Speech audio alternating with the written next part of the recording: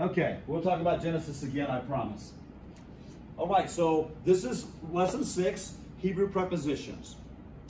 And Hebrew prepositions function exactly like English prepositions. They express mostly a spatial relationship. Sometimes they'll express relationships in time, but it's a relationship between one thing and another thing. So the Hebrew preposition functions exactly like the English preposition, but they're formed a few different ways that are unique to the Hebrew language. So all we really have to learn today is how to form those Hebrew prepositions. Okay? The very first word of the Bible, Bereshit, has an inseparable preposition. The separate preposition is the letter bet at the beginning of the word. We'll see that in a little bit here. But for now, let's take a look at this. These prepositions stand alone. I have a list of about 10 further on here. Lifnei hamelech. Lifnei hamelech. That is quite literally to the face or the faces of the king. But it means in front of, before. You'll need to memorize lifnei like a vocabulary word. But don't worry about that right now. Just showing you this is what an independent preposition looks like. In English, all of the prepositions are independent prepositions, right? If we say at the zoo, at stands alone in the sentence. These prepositions, and a few more, stand alone in the sentence just like an English preposition. So all you have to do for these is learn the preposition like a vocabulary word, and you'll recognize it in the sentence. So simple, right? Just like English so far. Tachat ha'etz. Tachat ha'etz. This is under the tree. Sergeant Bonet and I were out in the field 2 years ago in August, no less. And I'm sitting on a cot in my tent. And I was studying this vocabulary, tachat, under the tree. And I thought, oh, under the cot. And now I will never forget that this is the preposition for under. Tachat, under the tree. Now, I don't know that I'm trying to get you to memorize the preposition right now, so much as just show you that these prepositions focus exactly like English prepositions. They stand alone in the sentence. Questions? Awesome. But the under the tree is not in the book. Under the tree is not in the book. So let me turn to the book. You know, the slides are great, but you do need to read the chapter. So we have in the book we have al ha'even instead of tachat ha'etz, which is upon the stone. All I want to do on this slide is just show you that there are some Hebrew prepositions that stand alone in the sentence just like in English. Does everybody grasp that part? Super cool. Even Miss Teflon over there has got it. Part of it is sticking, so we're good. Right. Here we go. Makef prepositions. Makef is easy. If you're right with you, Regis. Makef is easy. It is this little dash. What the makef does is it causes you to say the two words as if they were one. It links them kind of inseparably together. But here we have a preposition linked to a word that says el ha'ekal, to the temple. If you memorize the preposition el, you already know it means to, and the fact that it's linked with a makef just tells you what the direct object of the preposition is. Now, that's not confusing, because in English, if you said from the doctor's office and there was a little dash after from, you would know that it meant you were coming from the doctor's office. Word order in English does this, but in Hebrew, the makef helps you to identify what is the object of the preposition. Now, I'm talking about English categories. When I say object of the preposition, do you know what we're talking about? Yes, no, yes? Anybody else? Anybody confused about what I mean when I say the object of the preposition? Yes, ma'am. So why do those prepositions in particular have that rocking the makef and not the others? If either way, it's linking those objects. Well, they don't have to, and they don't always. You're not going to have to memorize which preposition uses a makef and which one doesn't. But I want you to recognize when there is a makef, that's what it is. Okay, then we're gonna go one level closer to the word. We've already gone from an independent word in the sentence to a word that's linked, and we're gonna go one level closer where the preposition is part of the word here in just a second. Yes, Joey? I think I understand what she's saying. Why do you need the like the dash if you've got the other words the other ones do the exact yeah, same thing. if that's what they mean, and then why? But Well, it does point it out. I'm grateful for it. Yeah, it points it out. It makes it easier. In English, word order is super important. In Greek, word order is almost irrelevant. In Hebrew, it's somewhere in the middle. But it's always helpful to have that makef, because then you know for sure what the object of the preposition is. You won't always have it. Sometimes they're going to be independent prepositions in the sentence, and usually the word will follow, I think always even, the word will follow after the preposition, but you don't know for sure. Here, you know for sure. Yeah, and the independent, it's harder to pick out that there's a preposition. Right. Because there is no makef. The makef is used for other things too, besides prepositions, but it always has the same function. It links two words together, and you pronounce them as if they were one. Here we go. These are called inseparable prepositions. Bereshit. Here we go. Basade, in a field. Bereshit, in a beginning. At a beginning. You with me? What's the matter, Joey? Bereshit, that's in a. The preposition ba is in, at, with, while. Well, for now, just get this right here. I'm not even trying to teach you the meaning of the ba preposition. I'm just trying to show you that these prepositions are fixed on the front of the word. Okay, so it's by, it's not Bereshit. Like the Genesis 1:1, the first word is Bereshit. Bereshit. Yeah. In the beginning. So, but it's not that. There is no preposition in there. That's okay. The ba is the preposition, and we've translated it in English. I know. I mean the definite article. The definite article is not there. That is correct. So it's not in the beginning. So in beginning. You know, but it has to be. That's a good. It's a sidebar conversation, but let's have the conversation. When you render a text from a foreign language into English, it has to be good English. Because English and Hebrew are not codes for one another, right? It's not 100% word for word correspondence. There is some interpretive responsibility. If you're translating Bereshit bara Elohim, then you have a few choices.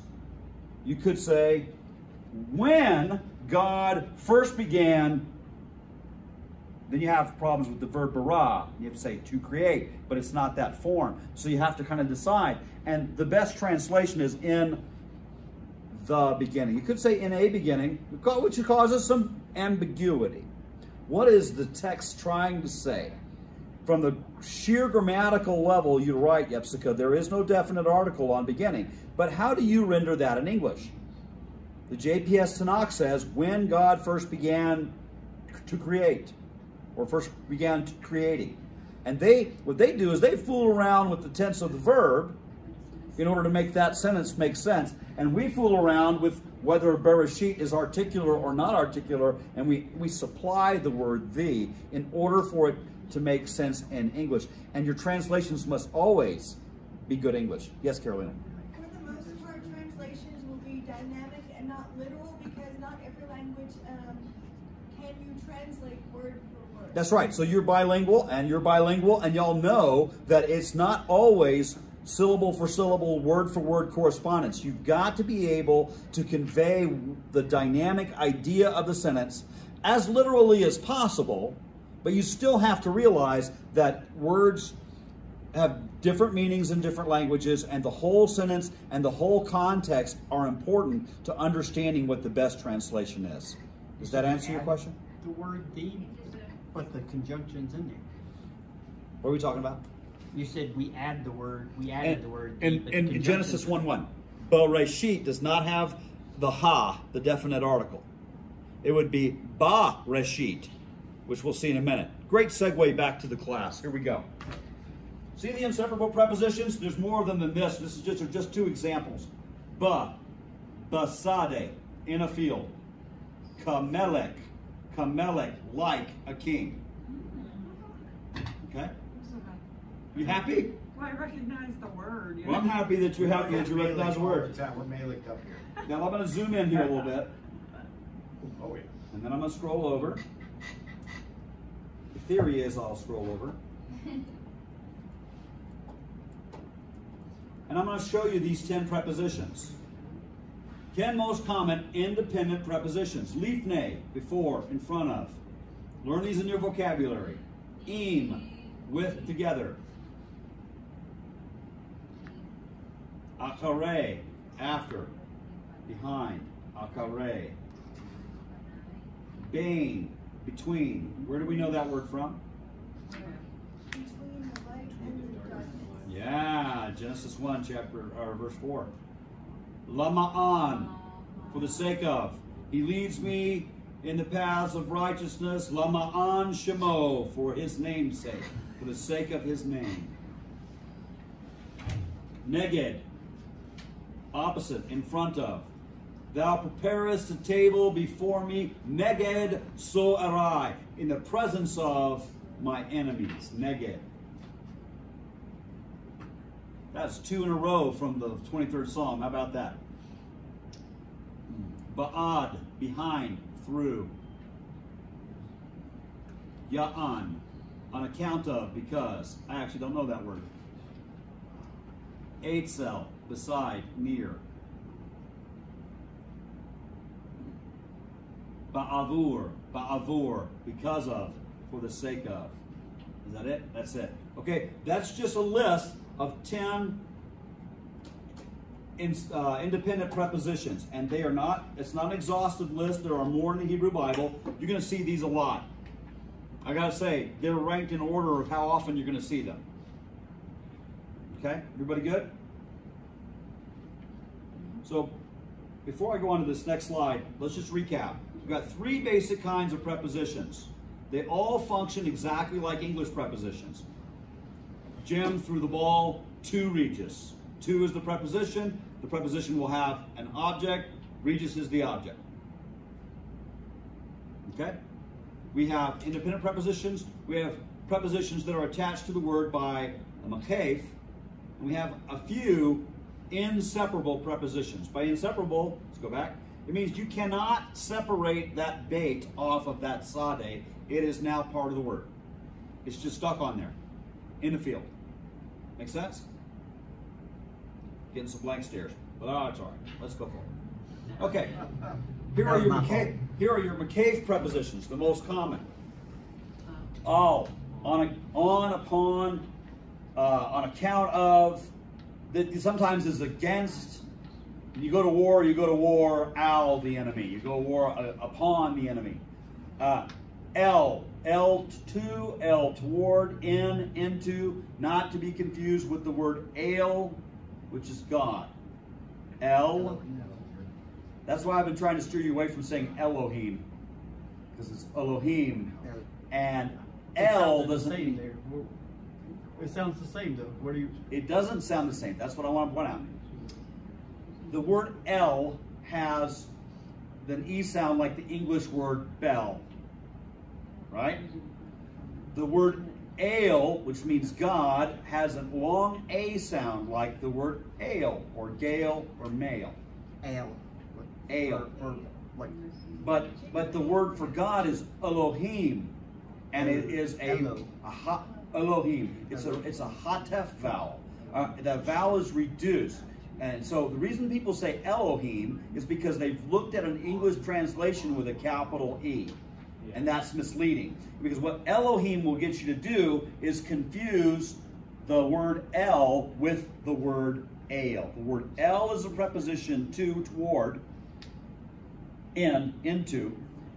And the word ale is the word for God. Elohim. I think that problem kind of fixes itself once you like super accentuate the last syllable. Yep. You just rush right. When you put the emphasis on the last syllable, you can't help but say it quickly, and you skirt right by that vowel. That's why that proprotonic reduction has to take place, so that you're only pronouncing a half vowel. And that the Spain explains a little bit why I kept hearing L, and I was like, but it's L versus L. Ale. Okay. Odd. Odd is until, as far as, during, as long as. Et. This looks just like and is just like the direct object marker. Et. With, beside.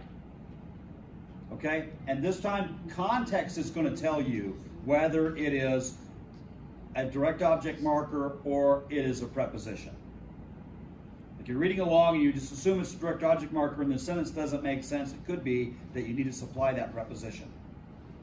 With, beside. And mean is from, out of, or some of.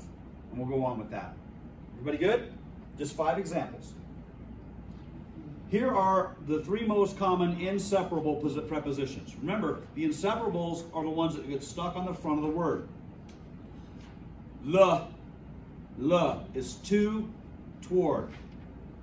Remember, lifnei, lifnei before the king. You see the inseparable preposition le right there? Before the faces of the king would be the literal translation. However, that's so common that lifnei has become a vocabulary word of its own.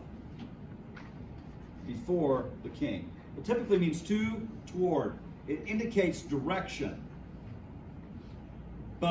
In, at, with, by, against. How about we add when in there?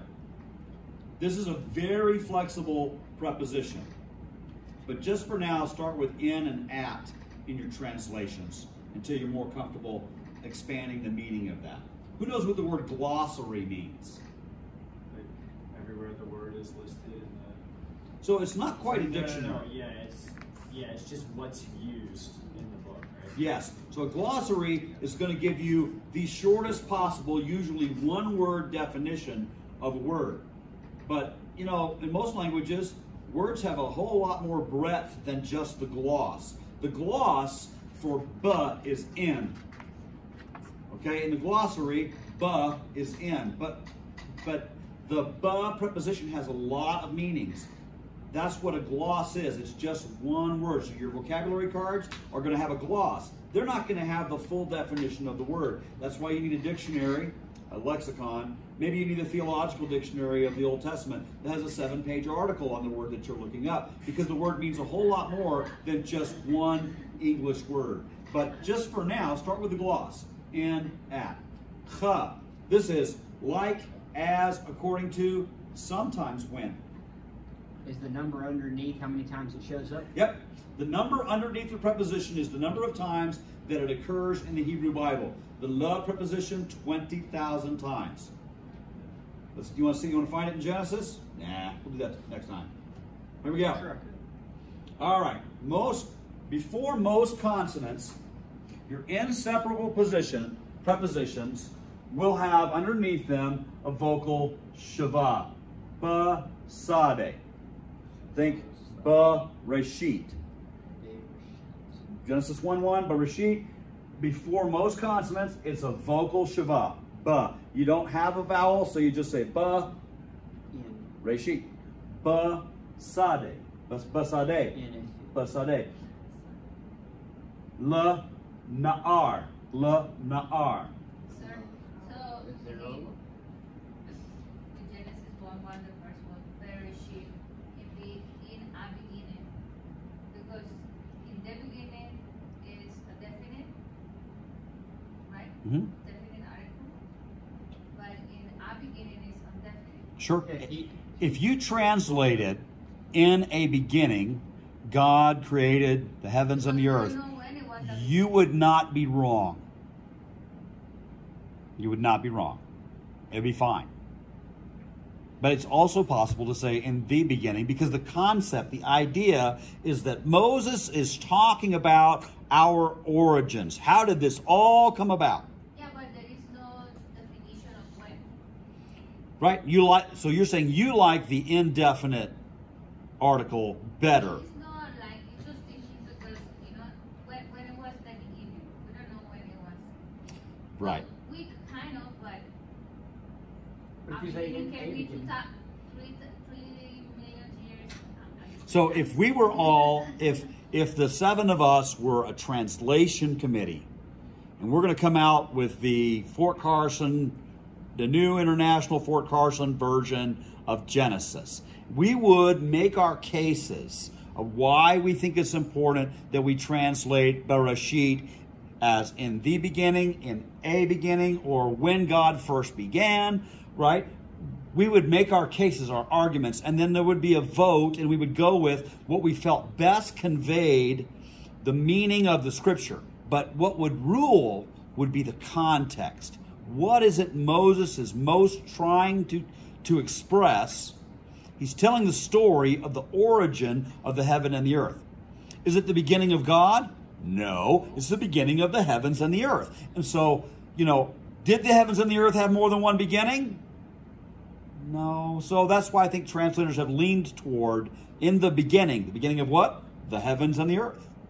Where did the world come from? Where did the universe come from? Where did the people come from? Where did the trees come from? Where did everything that teems in the ocean come from? The birds of the air. Now, And it said in a beginning, and he went, and it says he made humans. It doesn't explain the heavens and the earth and the darkness and the light.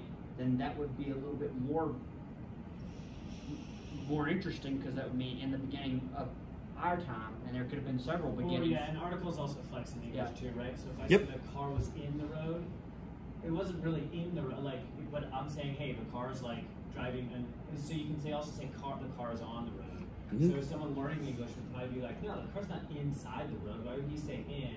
why wouldn't you say on? Right. But you Exactly. mean in, like in I just between the mean in lanes. the Yeah. lanes, Uh-huh. yes, And that's and why. so, My language is in. Yeah. not on. but there isn't always word for word correspondence. We really need to get back to prepositions. But I hope you see that the meaning of ba is flexible and is subject to more than one translation possibility. But as you translate bigger and bigger sections of Hebrew, know that the context is going to answer these questions. And whatever you might think grammatically about one word or one sentence, it cannot violate the context. If it doesn't fit in the context, you need to look at it again and figure out how it could legitimately be translated so that it works with the things that come before and after. Okay, awesome. This is great because you'll become good Bible translators as we go on. Before most consonants, the preposition will take a vocal shavah. Now, but before a hatef vowel, what's a hatef vowel? A half vowel, a reduced vowel, right here. Anashim, forget the preposition for a minute. Anashim is men. Anashim has a hatef patah. And so the preposition gets the patah that corresponds to it. This is just like the conjunction vav. Remember, in lesson 5, the conjunction vav will take that vowel that corresponds with the hatef vowel, but that shouldn't throw you. If you go, oh, I know that is a word that I recognize, anashim, it's a vocabulary word from chapter 2 or chapter 3. I already know anashim. This must be something added to the front. Oh, it's a kaf, so it's probably the preposition, the inseparable preposition, kaf, like men. Then if you see that correspondence and you happen to recognize that it's taken this vowel instead of a vocal shavah because there's a shavah in the next syllable, all the more confirmation for you. But learn just to recognize that inseparable preposition, and it's easy. Joey, you okay? Yeah, just there's a lot. You could take one dot and change an entire meaning of a word. No, it doesn't change the meaning at all. Sometimes, many times, the morphology, the change of one dot or one line or one letter or one vowel is just about pronunciation.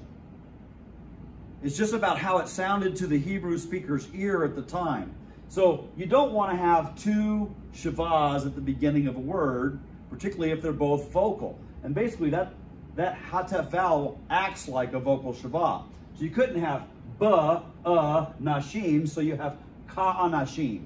It's just easier to pronounce. The change doesn't change the meaning of the word at all.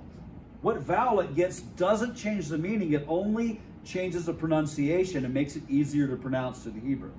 So don't be thrown by that. Don't be worried about that. This means the same thing. Okay, that's a different preposition. This means the same thing as this. I think it still goes back to where I missed the consonant and vowel class. Yep, got to learn the consonants and vowels for sure. Here, let's look at this. Be-emet. Be-emet. In truth. Be-emet. That ba and that be, rather, be as in beg, be as in bet, be-emet, means the same as be-sadeh. In truth, in a field. So the vowel underneath the inseparable preposition does not change the meaning of the preposition. It takes away a little. It just aids in pronunciation. Yeah, it takes away the A. It's just in by itself instead of in a. Okay, well, you could say in a truth, but that just doesn't work in English. To our point earlier, you might identify a field with an indefinite article. You might say a truth sometimes, but in truth is a phrase you might use in English. In a truth is obscure. Probably not the best use of the English language. Everybody with me? Okay. What I want you to get, though, is in red. That before hatef vowels, it's a corresponding short vowel. There's hatef sagol, so it takes a sagol. Easy. You will not be writing the Hebrew Bible. Isn't that good news? Yeah. That's already done. You just need to learn to read it. And so if you see this, that's helpful for you to recognize what it is, but what you really need to identify is the bait. If you recognize the bait, then you know that's the inseparable preposition, like in Bereshit. And you always can correspond back and go, oh yeah, that's that preposition. It means in, at, when, etc. Before consonants with a vocal shavah, it becomes a hirik. So this word, the root word for that is navi. That's a vocabulary word, is it not? The navi, prophet. Everybody ought to know that. So this is the plural, nevaim, and because it's become a 3-syllable word, the third syllable back is what? Reduced. Okay, so this becomes a vocal shavah, but the Hebrew speaker doesn't like 2 vocal shavahs in a row, so this really shouldn't be ka, nevi'im, so it becomes a hirik, just for the sake of pronunciation. Ki neve'im. Ki neve'im. Say that out loud. Good. Ki neve'im. So if you see the hirik, that's a little harder to recognize, but if you see it before the shavah, you should be able to remember. Besides, the main thing is you recognize neve'im, the plural of prophets. You say, oh, that's one of my vocabulary words. I see that one all the time. It's in the exercises all the time. And now it has a preposition, as prophets, or like prophets. Leave, read. Leave, read. Leave a read, actually, that's vocal. Leave a read. Leave a read. For a covenant. To a covenant. Y'all see how that functions? This is just how to vocalize what vowel goes underneath the inseparable prepositions. And you'll have some exercises where you do it, but in the end, you don't have to write in Hebrew, you have to read in Hebrew. Just be able to recognize. I'll get that wrong if I'm writing probably half the time. Here we go. Nouns that have a definite article. With nouns that have the definite article, the vowel and the dagesh forte of the article are retained, but the consonant of the preposition replaces the hey of the definite article. Is your hand up for a question? No, I was. Okay, just as a refresher, look at the red here. Ha with the dagesh, that is the definite article. That is the word in English we say the or the. Okay? This is translated the field.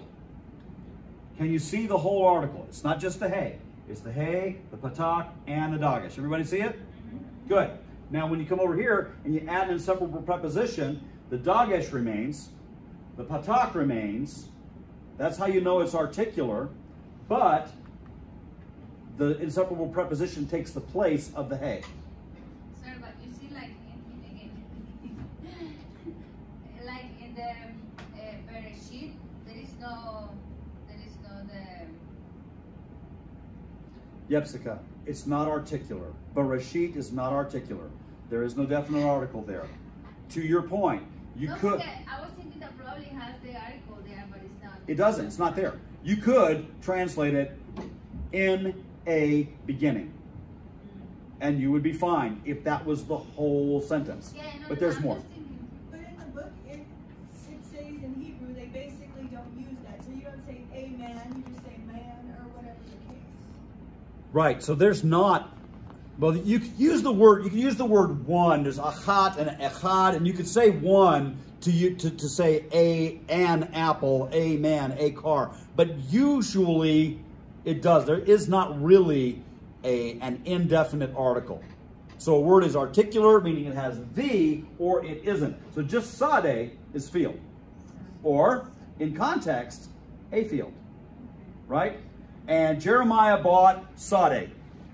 We wouldn't translate that. Jeremiah bought field. We would have to supply in English a word that doesn't exist in Hebrew. Jeremiah bought a field. Actually, in that text I'm thinking of, it's the field at Anatoth. But if he just bought field, we would have to throw in an English indefinite article, the a or an. Making sense? In Hebrew, you're right, Carolina. You're not going to see that. In Greek, it doesn't exist either. In the beginning was the Word, and the Word was with God, and the Word was God. And some folks from a cult group will say, and the Word was a God, and they'll point it out to you, and you'll have to remind them, hey, there's not an indefinite article in Greek. How can you come to that conclusion? Anyway, that's the sidebar. Just learn this. This is what all three times the article looks like, the definite article looks like. But when it comes across with an inseparable preposition, the preposition takes the place of the hey, and the vowels are retained. Everybody good? So if you're reading along and you see the word melech, and in front of it is ha, whatever vowel might be underneath it, and you see that there's a dagesh there, you know this is like the king.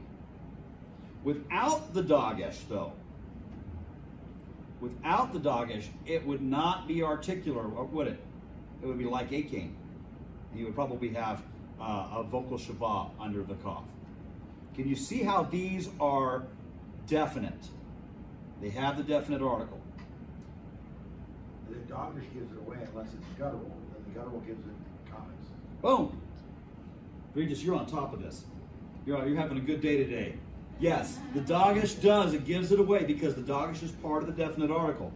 The guttural can't take the dagesh, so that dagesh morphs that patak into a comments. So you got ha'esh, fire, the fire, and ba'esh, in the fire.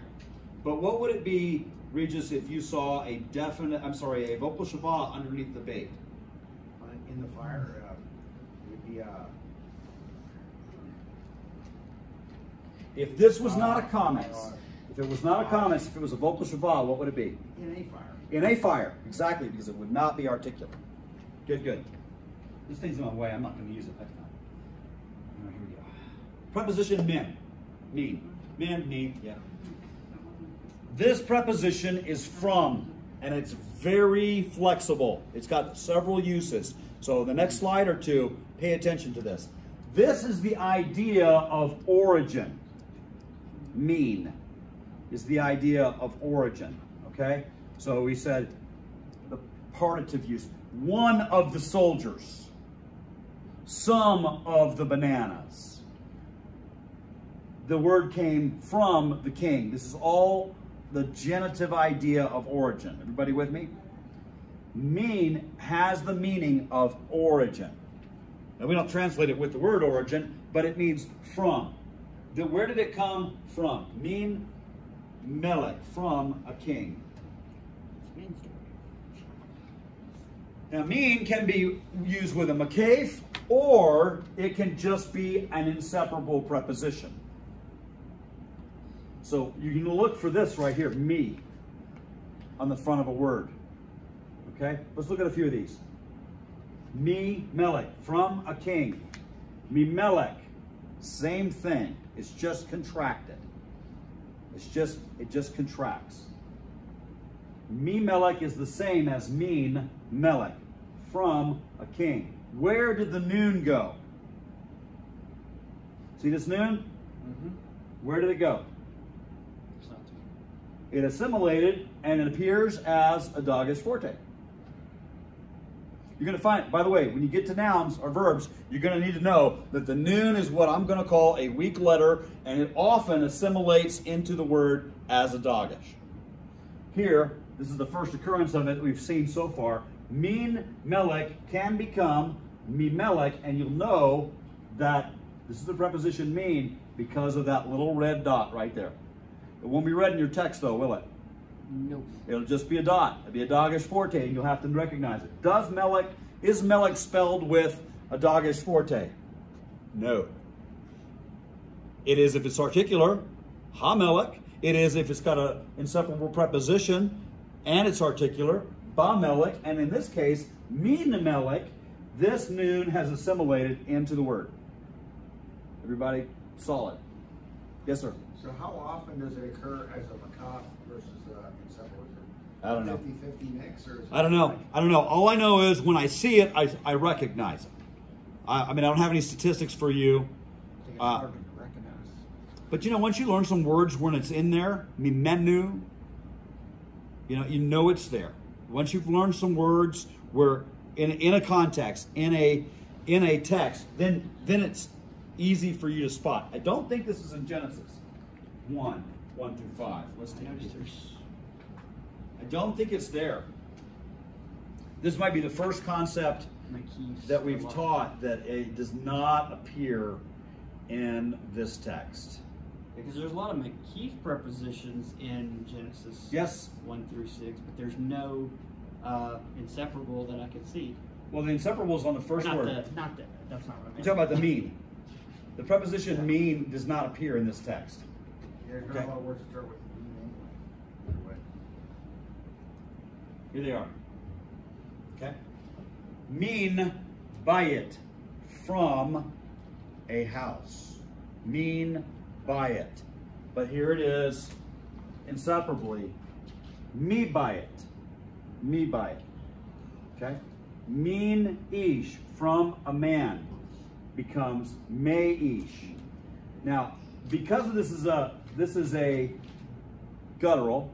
Yes, Carolina. I'm still not understanding why the noon disappears. It's wimpy. Okay, maybe that's not a good answer. Maybe a good answer is it is harder to say, and it becomes with use, with practice, min melech becomes mi melech. Just because this is a spoken language. You'll see it this way. This is probably an older form, but people become accustomed to saying it quickly, mi melech. So basically it's because people speed through it when they're speaking it? I think that's what happened. That's how this form, that's how we would account for how this form came about. It wouldn't be this word, would it? But now, it's not incorrect.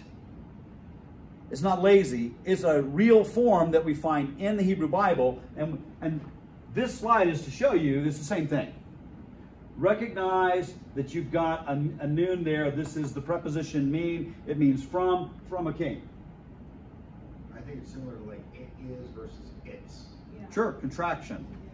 In English, we do it with an apostrophe. You get a little clue. In Hebrew, there's no clue. You just get to see the noon is assimilated, okay? There's no assimilation. There you go. There's a noon right there. This noon, I was about to say, cannot assimilate as a dagesh because Aleph is a guttural, cannot take the dagesh forte, and so this lengthens from a hirik to a sereh. That is called compensatory lengthening. It lengthened to compensate for the loss of the noon.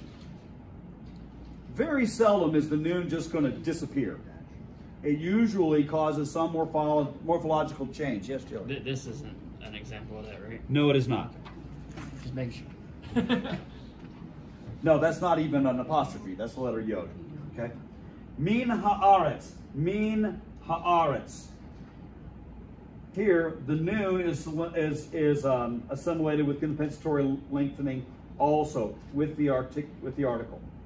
And finally, min chutz. Min chutz becomes michutz. The noon is assimilated with virtual doubling. There's the first one that you cannot see where the noon went. But if you know the word chutz, then you'll recognize the mem at the beginning of the word. You might, because the mem is a common prefix in verbs too, you might make a note if you come across a vocabulary word that begins with mem. And know that those vocabulary words that begin with mem are mem words. Because my first inclination when I see a word that begins with mem is, I think that might be either a participle in a certain class of verbs or the mean preposition. Let's look at Genesis. Remember that word merachefet?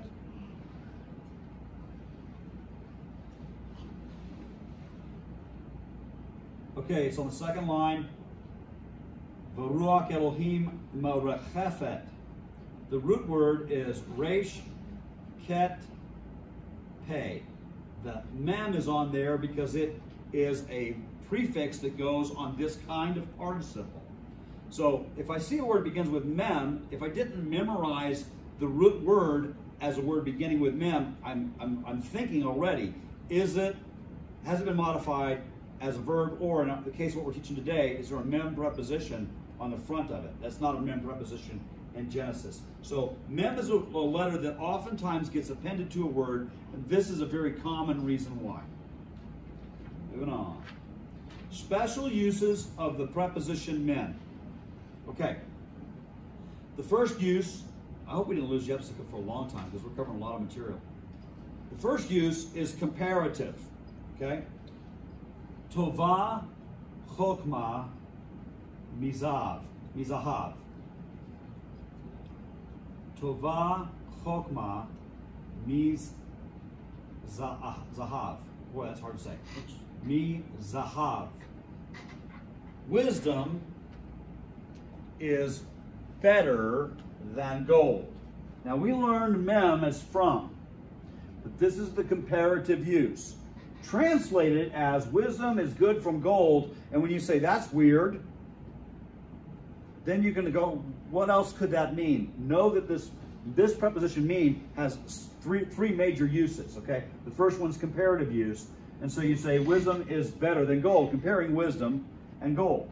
It looks like it says good wisdom from gold.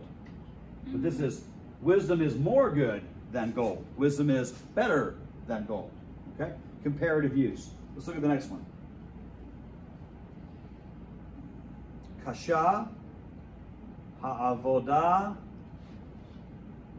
miha'anashim. The work is hard from the men. That's weird. The work is too hard for the men. Comparing the work and the abilities of the men. Comparative use.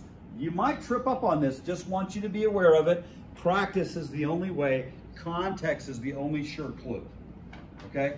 Generally speaking, on your vocabulary card, and you turn over your vocabulary card for the word men that you get out of your vocabulary card box, it will not have the comparative use. It'll say from. But this preposition can be used this way. I think that's the hardest one to identify. This one's easier. Literally.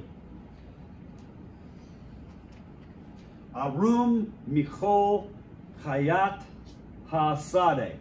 Literally, clever from every living thing of the field, from every creature of the field. But superlatively, meaning the most. Superlatively, the most clever living thing of the field. The serpent. Yes. Genesis chapter 3. Right? Nachash. It's not the serpent in here. It's Nachash in here. Okay? But this use is the superlative use, saying the most. And you can find, look at it, Michol, of all, more than all. And finally, there's what I think is called the partitive use. Partitive, this one's easy, because this retains the meaning of origin. When Yepsica, when you were out of the room, I was saying that the preposition mean carries with it the sense of origin, from, where a thing comes from. And here, literally, from the men, or partitively, some of the men. One of the soldiers, some of the bananas. Does it make sense? Me ha'anashim. Me ha'anashim. From the men is what it means literally if we just go with the gloss, but it has this partitive use. That you might want to read a time or two. You're not going to see it super often, but when you get stuck translating, and you will, you go, oh, I don't understand this. Remember that mean has the flexibility of use. That'd be in the Bible where from Eve came from Adam's rib. What's the question? When you said from men, it talks about Eve came from Adam's rib. I'm not sure that the main preposition is used there, but I don't know the text well enough off the top of my head to venture a guess. And we are 21 minutes to the end of class. I really want to get cooking here. Okay, this, thank God, you already know. Why do you know it? Because you know Genesis. All right? In Hebrew prose, definite direct objects are usually marked with et or ate. Both of them appear in the text of Genesis 1 through 5. Bereshit bara Elohim et hashemayim. Right? And we saw later on in the text that it's spelled et. Bara Elohim et hashemayim. Gosh, I wonder where they got that idea. Genesis 1. Recognize the direct object marker. Do you see the direct object marker translated in the sentence? No. It's not translated. It's not. It's just a direct object marker. Okay, here we go. Natan Hanavi et HaSefer Lamelech. The prophet gave, what did he give? The scroll to the king. This says the prophet gave the book to the king. Scroll, Sefer is either one. Scroll, book, document, right? The prophet Hanavi, Natan, gave et HaSefer Lamelech. The prophet gave the book to the king. Notice, this tells us what the prophet gave. The direct object of the verb. The verb Natan has a direct object and it's definite, meaning it has the article. The word is sefer, but it's the sefer, right? So if it's definite, it's articular, the H will tell you this is the direct object. The prophet gave something. The sefer, HaSefer Lamelech. The prophet gave the book to the king. Everybody tracking the use of the direct object marker. Good, moving on quick. Ahav, David, et Yehonatan. David, Ahav loved, who did he love? Et Yehonatan, Jonathan. Names, proper names are always definite, right? We don't say the Carolina. When we say Carolina, we're talking about a definite person, right? In English, we don't put the article, hey Chris, we don't put the article in front of a proper name. In Hebrew, it's the same. Proper names are always definite in Hebrew. So they would literally say the Jonathan. There's no need, because Jonathan is definite enough. We don't say the Joey, we just say Joey. And we know we're talking about a very specific. Roger, are we just saying we dropped the, or? There is no the. But I'm just saying that proper names are always definite. Okay? That's why you can use a definite object marker with them. HaSefer has an article. HaShemayim has an article, but names do not require the article. They're always definite. Okay. I get it, but I don't. Hamelech, okay, Natan Hamelech et Toratav La'am. Hamelech, the king, Natan, there's that verb again, gave, what did he give? Torotav, his laws, to the people. The king gave, don't worry about why it says Torotav, we'll talk about that another day. Right now, notice the direct object marker, the definite direct object marker. This is definite because king is definite and these are his. Okay? So in that case, it's just used to show possession? Not possession. It shows what is the direct object of the verb. So if you use a finite verb and it takes an object, you can identify if it's definite, the object in the sentence. So, Chad parked the truck. Parked is, what do you call it, a transitive verb, and has to have, in English, a direct object. Hebrew does you a favor of pointing out to you what the direct object is with et. Yep, that's all it's doing. It's pointing out the possession that you're asking about is back here. We haven't learned that yet. See, this is, you recognize Torah? But this is Torotav. This ending is a possessive ending. We haven't learned that yet. Don't stress about that yet. Just learn this today. Oh, yes. Later. Very soon. This is going by, it's going by pretty quick. Okay, that's the end of the slides. What are your questions about prepositions, independent prepositions, Makef prepositions, inseparable prepositions, the uses of the preposition men, and the direct object marker? All of them. You want to hear the whole lecture again? Well, with God's grace and a little electronic savvy, this will be on the internet pretty soon, and you can watch the whole lecture over and over. But with 5 minutes to go, I really want to work on your vocabulary. Okay? Let me turn off the tape.